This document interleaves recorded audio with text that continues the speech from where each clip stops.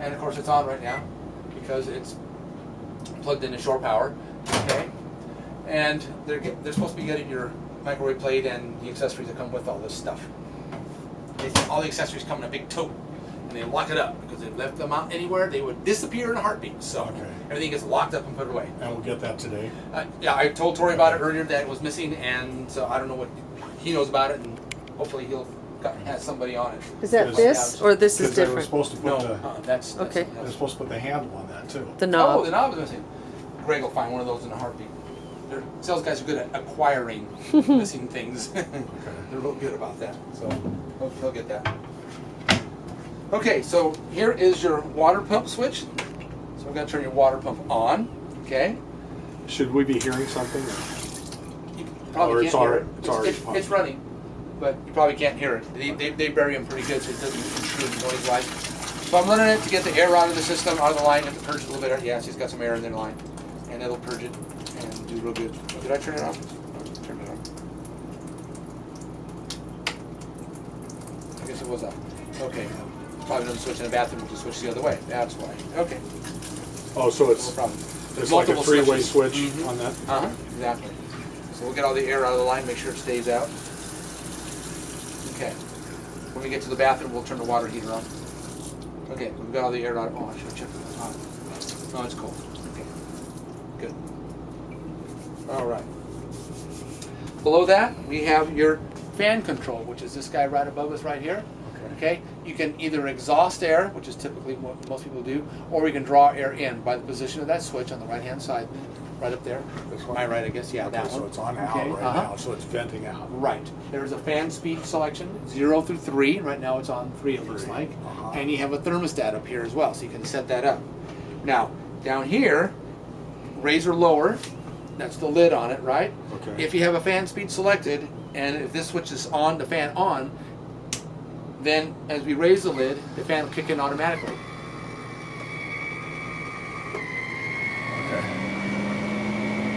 Now what's nice about this is it actually moves a large volume of air, very large volume of air. So if you come in on a really hot day and it's really stuffy, just kick this guy out high and boom, it'll exhaust that air in a hurry. Especially if you open the window on the side, you know, it does a really good job. Okay. Now let's say you're staying at an RV park and it's a really nice afternoon outside, very nice outside, but you come in, it's a little stuffy, you know, you don't necessarily want to run the air conditioning.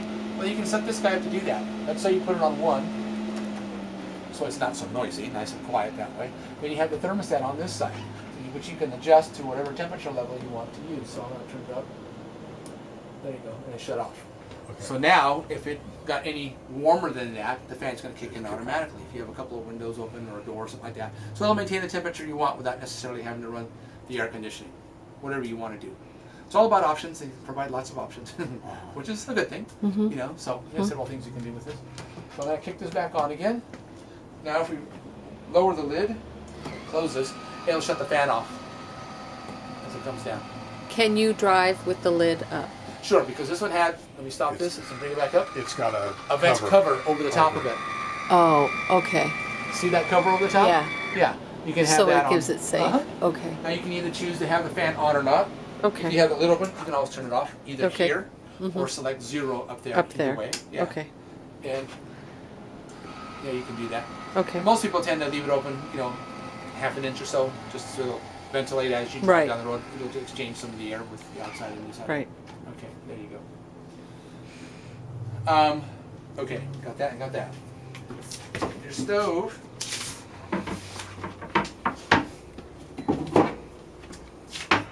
And these guys would store down below.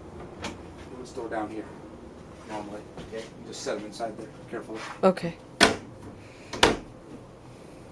You have a built-in sparker. That's what this guy does. Okay.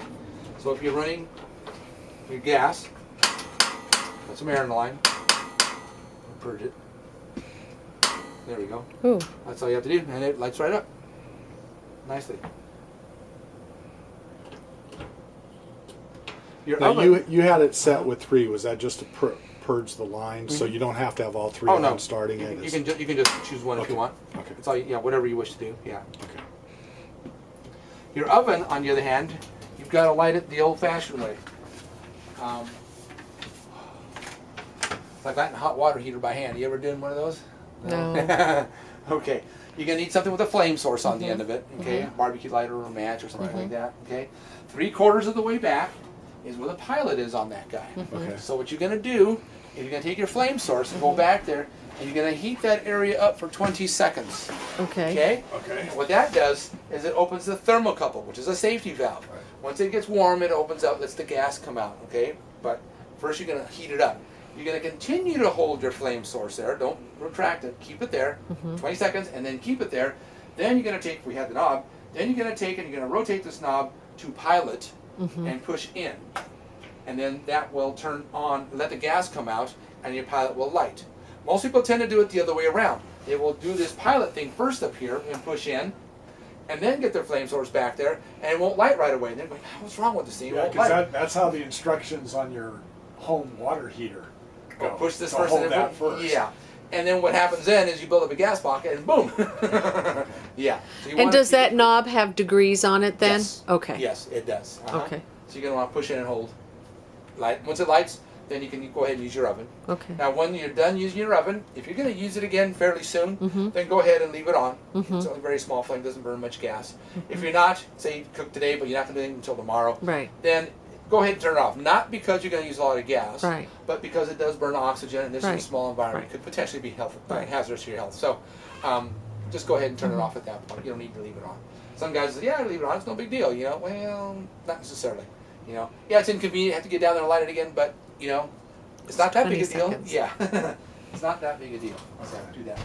Now, along with that, you have a gas sensor. Where did they put this one?